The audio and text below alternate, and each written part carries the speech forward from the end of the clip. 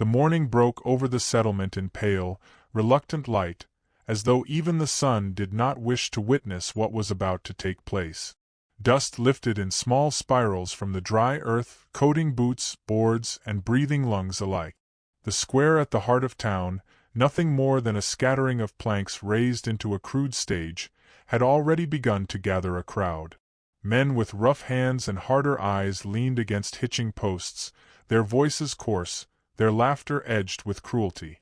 Horses stamped, restless, sensing the tension in the air. Upon the platform stood 3 women, no older than 22, their wrists bound with rope that rubbed the skin raw. Their dresses were thin and travel-worn, the fabric dulled by distance and suffering. They had been carried across an ocean and then driven across plains, stripped of homeland and of name. Now they stood here, silent as stones, but behind their silence was an ocean of fear that none of the men gathered bothered to see. The first woman lifted her chin, though her lips trembled. She was determined not to break, not to let her captors taste her tears. The second kept her eyes lowered, her lashes dark against her cheeks, hiding a quiet strength beneath the veil of obedience. The third, fire flickering in her gaze, glared at the crowd as if daring them to come closer, though her fists trembled against the ropes. The auctioneer, a stout man with a red face and a voice roughened by whiskey, cleared his throat and began his call. The words rang out, dollars, numbers, bids, each one echoing across the dry square like hammer blows against an anvil. The men jeered and joked, treating the women as nothing more than livestock, as though their worth could be measured in coin. Among the crowd, a tall figure stood apart.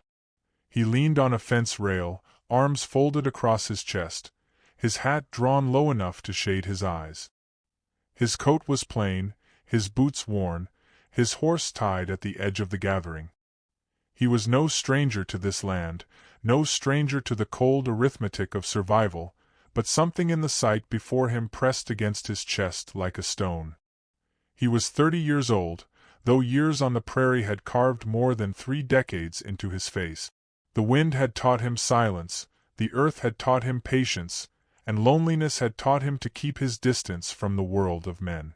Yet as the women shifted uneasily under the gaze of strangers, a memory stirred, his mother's voice, soft and steady, telling him that a person's worth was not for others to decide. The bidding grew louder. One man lifted his hand, calling out a price with a grin that made the crowd laugh. Another spat tobacco and shouted over him. The women flinched at every sound, every number, every greedy glance that followed them like wolves circling sheep. The cowboy's hands tightened against the fence rail. He told himself to walk away, as he always did, to leave the world to its cruelty and keep to the quiet safety of his land. But as his gaze fell upon the youngest woman's trembling lips, upon the way she pressed them together to stop the plea from escaping, something within him broke. He could not walk away. Not this time. He lifted his hand. The square grew still for a moment, surprised. Few had ever seen him bid on anything, let alone on flesh. His voice, when it came, was steady but quiet, carrying just enough to reach the auctioneer. The number he offered silenced the others. It was more than most had in their pockets, more than any of them expected him to part with. The auctioneer blinked, then barked the close. Sold. The gavel fell like the crack of a whip. Murmurs rippled through the crowd. Why would a man like him buy all 3? What did he intend? The cowboy stepped forward. The women shrank back, uncertain whether this new hand was any gentler than the ones before. Without a word, he cut the ropes from their wrists, his knife quick but careful, as though the act itself were something sacred. He did not touch them more than necessary. He simply nodded toward his horse, tethered at the edge of the square, and led the way. The journey out of the settlement was long, the prairie stretching wide and merciless around them. The sky seemed endless, a pale dome over a world of dust and scrub. The women followed on foot, their eyes darting nervously at every sound, every shifting shadow. They had learned too well not to trust a man's kindness, not to believe in salvation. The cowboy did not speak much. He carried their silence with his own, as though words might only add to their burden. He gave them his canteen when the sun grew harsh, shared his dried bread when the road stretched long. His horse carried some of their weight, the saddle laden with what little food he had brought. Still, the air between them was heavy, thick with suspicion. As dusk fell and the horizon bled red into purple, he built a small fire. The women huddled close, whispering to one another in a tongue the cowboy did not know. He sat a little apart, his back against a log, eyes on the flames. He did not reach for them, did not command, did not demand. He only watched, as though he too were unsure of his place among them. The fire crackled. The prairie sang its lonely song, crickets, wind, the distant howl of a coyote. And then, from the hush of the women's corner, came a trembling voice in broken English. "Please don't kill us." The words slipped like a blade into the quiet, sharp enough to cut through the night. The cowboy lifted his head. For a moment, he thought he had misheard. But the look in her eyes confirmed it, fear so deep it had shaped itself into expectation. He felt something within him falter. He had known loneliness, known hunger, known the ache of a heart carrying too much weight. But never had he seen such certainty of cruelty in another's eyes. They believed death would be kinder than whatever fate awaited them in his care. The cowboy lowered his gaze to the fire. He could not answer in words, not yet. Words were too small, too fragile.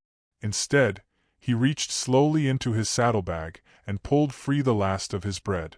He set it near them, then leaned back, allowing space, distance, choice. The women exchanged glances, uncertain, but hunger urged them. Slowly, carefully, they reached for the food. Their fingers trembled as they tore it apart, eating in silence. The cowboy watched, not as an owner, not as a captor, but as a man who knew what it meant to endure. The stars broke open above them, scattered like spilled salt across a dark table. The prairie stretched on forever, and in its vastness sat four souls bound not by choice, but by circumstance. They were strangers, yet in the firelight there flickered the faintest spark of something unspoken, an understanding that survival might be gentler, now, than it had been before. The cowboy closed his eyes, listening to the crackle of the flames, to the soft sound of women breathing beside him. He had no promises to give, no assurances that could undo the fear etched into their bones. All he had was silence, and the will to prove with action what words could never carry. Night deepened. The fire dimmed, and though no one said it aloud, the first fragile thread between them had been woven. The prairie stretched for days, rolling out in endless silence until at last the land broke into a rise and fell toward a patch of ground claimed by one man alone. His ranch was not a grand thing, not the kind sung about in saloons or written of in dime novels. It was a square house of cedar planks, weathered gray by wind and storm, its roof patched more times than he could count. A barn leaned slightly to one side as though tired of standing, and fences, once proud and tall, sagged under their own weight. Beyond the buildings, the land reached outward, more scrub than pasture, but it was his, built by his hands, tended by his sweat, guarded by his silence. The women paused as the ranch came into view. Their steps slowed, their eyes shifting across the land, across the house that offered no promise except walls against the wind. To them it was another unknown, another threshold to cross. They had already been carried from ship to wagon to market square, each step pulling them farther from the soil that had once known their footsteps. The house before them could be shelter, or another prison. They had learned not to hope for much. The cowboy dismounted, his boots crunching against dry earth. He untied his horse and motioned gently toward the house. His movements were plain, unhurried, free of command. He unlocked the door and pushed it wide. The air within smelled of cedar and dust, faintly of smoke from winters past. Shadows stretched across the wooden floor. A table stood at the center, scarred by years of meals and repairs. Two chairs waited, though one leg had been mended with a block of wood. The women stepped inside with careful silence. Their eyes lingered on the corners, on the hearth where cold ashes rested, on the narrow stairs leading upward. There was no lock upon the door, no chains waiting, only the simple emptiness of a house long used to solitude. Without words, the cowboy carried blankets to a small room and spread them across a bed frame he had once built. He fetched a basin of water, placed it on the table, and left bread beside it. His silence was not indifference, it was offering. He understood that words would not dissolve fear, that time must speak for him. The first nights were quiet but uneasy. The women slept close together, their breaths shallow, their dreams uneasy with memories of the square and the gavel's crack. At dawn, they woke to the sound of him moving about the yard, tending to his horse, hammering at a fence, hauling water. He did not wake them with orders, did not watch them while they ate. He simply moved through his tasks as though their presence was not a burden but a natural shift in the rhythm of his days. Slowly, patterns began to form. They swept the floor, not because he asked, but because they could not bear the dust. They mended the threadbare curtains with bits of cloth he provided. One discovered herbs growing wild near the edge of the field, and pressed them into poultices for his blistered hands. Another, whose voice carried a tune like water over stone, hummed softly in the evenings, her song filling the spaces silence left behind. The third remained guarded, her eyes often narrowed, yet even she began to stir the fire before dusk, ensuring warmth when darkness fell. The cowboy spoke little, but he noticed everything. He noticed the way one woman's hands shook when lifting a bucket, the way another's eyes softened when she heard the horse's nicker, the way the fiery one clenched her jaw at night as though fighting back memories. He noticed, and he quietly tried to ease their burdens, leaving salve for cracked fingers, giving the gentler horse to the one afraid to ride, placing bread closer to the one who ate least. Yet trust was not easily won. Fear lingered in their eyes, as though every kindness might be a mask for cruelty waiting to surface. At supper one evening, when the firelight threw their faces into gold and shadow, the fiery one asked in halting English why he had bought them. Her voice was sharp, more accusation than question. The cowboy lifted his gaze, his eyes steady, but words seemed slow to form. Finally, he said only that he could not leave them there, that no man should be sold like cattle. He said nothing of loneliness, nothing of the ache in his chest when he saw them trembling on the platform. He carried those truths in silence, afraid they might sound too much like pity. The women said nothing more that night, but the words settled within them. It was not a promise, but it was a beginning. Days grew into weeks. The prairie shifted under the change of weather. Storms rolling in from the west, rain hammering against the roof until leaks forced them to scatter pots beneath the drip. In the chaos of that storm, as they laughed at the clatter of water hitting tin, something inside the walls shifted. Laughter had not filled that house in years, and for a moment even fear gave way to the warmth of shared survival. But beyond the ranch, whispers began to rise. Settlers in town spoke of the cowboy with 3 foreign women living under his roof. Some made crude jokes, others let suspicion harden into anger. Men who had bid and lost muttered of theft, of law, of taking back what was theirs. Envy and resentment stirred, and the prairie carried news faster than wind. The women sensed it too. They felt the stares when they ventured into town for flour, the way conversation fell silent when they passed. Safety was fragile, and they knew it. At night, as the prairie wind rattled the shutters, they whispered among themselves, voices trembling not from cold but from the weight of uncertainty. The cowboy understood. He had lived long enough on the edge of men's approval to know how swiftly envy could turn to violence. He said little of it, but he watched the horizon with sharper eyes, his rifle closer at hand. He did not speak of fear, but his steps grew heavier, his silence deeper. Then, one evening at supper, the quietest of the 3 lifted her gaze. Her voice was soft, her words broken, but steady enough to cross the silence. "We thought you would kill us, but you gave us bread." The table fell still. The fire cracked, filling the pause. The cowboy's eyes lowered, his jaw tightening. He had no answer, for words could not carry the weight of what she had spoken. Yet in that moment something shifted between them. The unspoken wall began to thin, a thread of trust weaving itself through the space that had once been only fear. The women returned to their meal, but the air around the table felt different. The fear had not vanished, but it had been named, and naming it gave room for something else to grow. The cowboy did not smile, but his chest ached with a strange warmth. He felt, for the first time in many years, that perhaps he was no longer entirely alone. And though shadows still gathered on the horizon, inside that quiet house a fragile seed of belonging had been planted, one that would have to weather storms yet to come. Spring came quietly, as though unsure it had the right to touch such a land. Frost loosened its grip on the soil, grass pressed upward in shy blades, and the prairie breathed a little easier under skies of gentler blue. The ranch felt it too.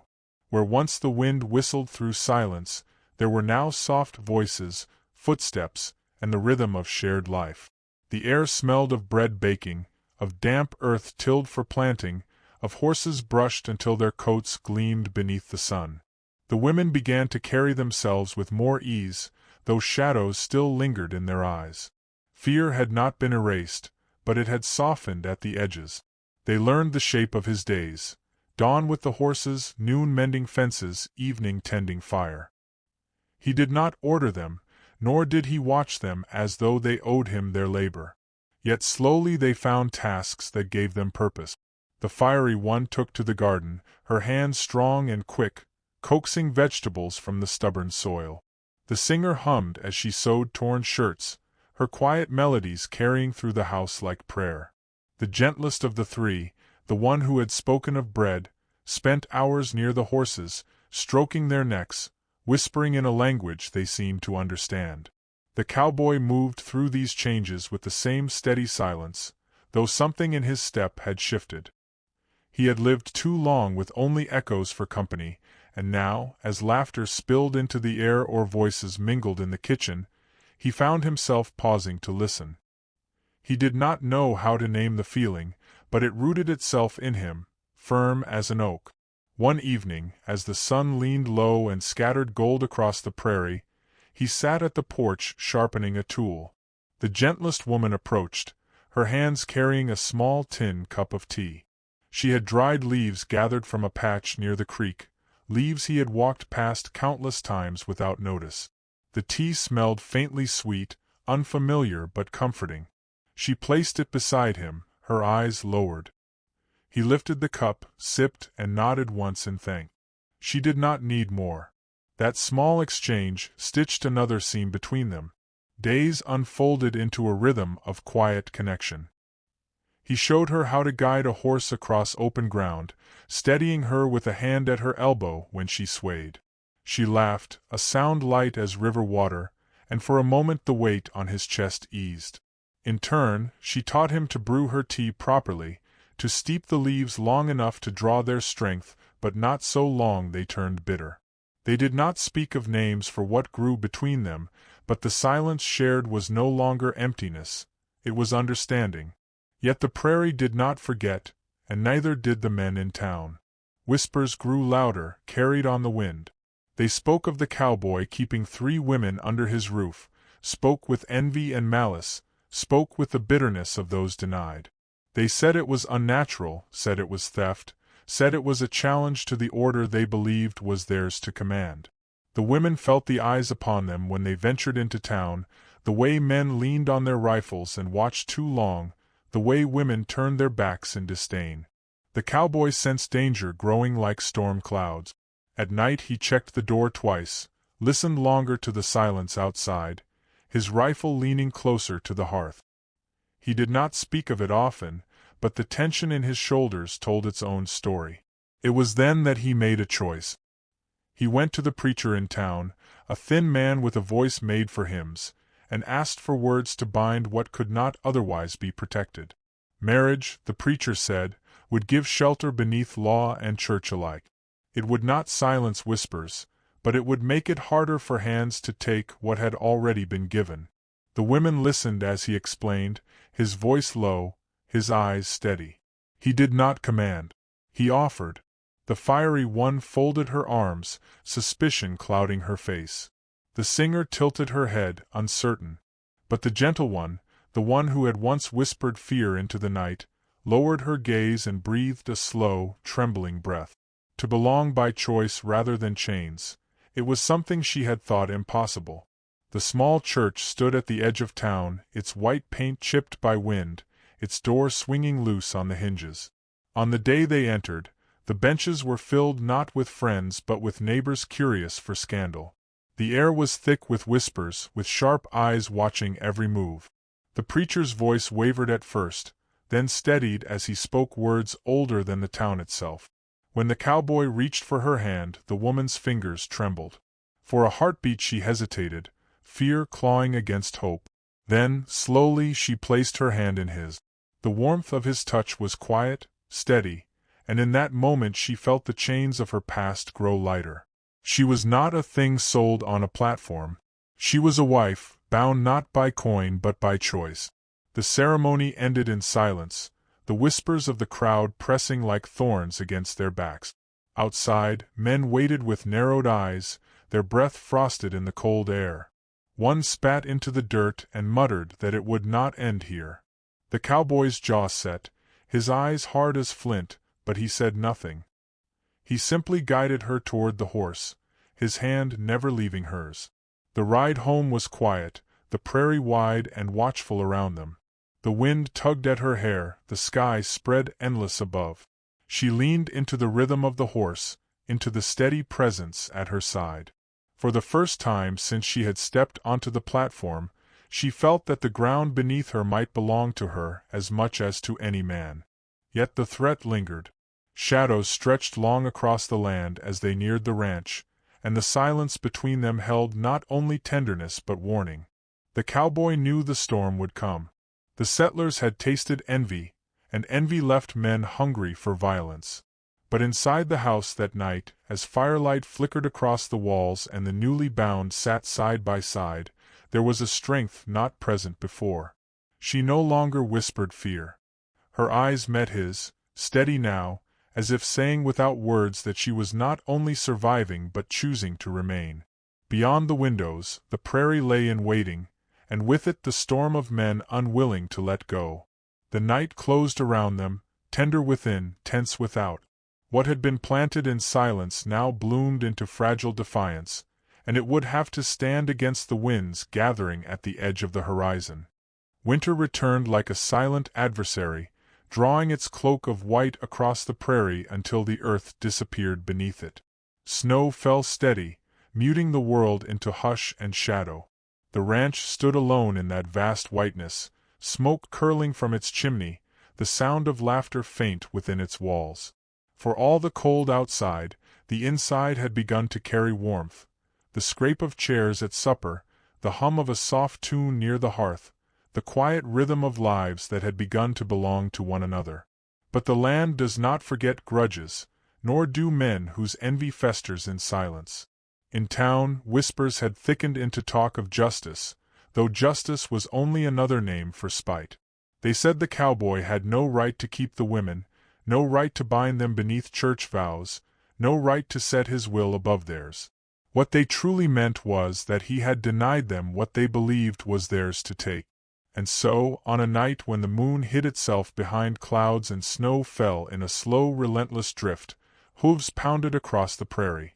The women heard it first, the faint rhythm of riders cutting through snow.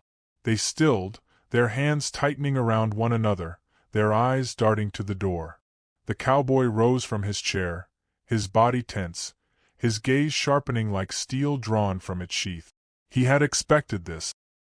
He had seen it gathering in glances, in muttered words, in the way men leaned on their rifles when he passed through town.